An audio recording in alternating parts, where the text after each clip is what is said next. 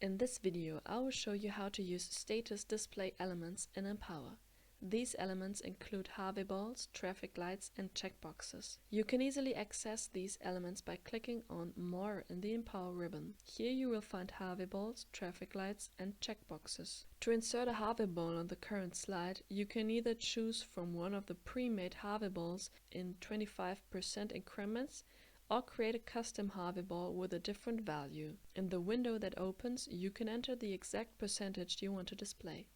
The value can be changed later at any time by right-clicking. For traffic lights, you have the options to insert a red, yellow, or green light. Additionally, you can choose to insert an empty, checked, or ticked checkbox. Any element already existing on the slide can be modified or edited later by right-clicking in the context menu. Please note that Harvey balls, traffic lights, and checkboxes cannot be inserted in the slide master view.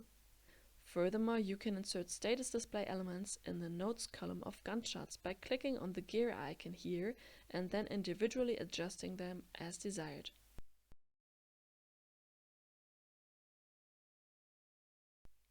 Thank you for watching and goodbye.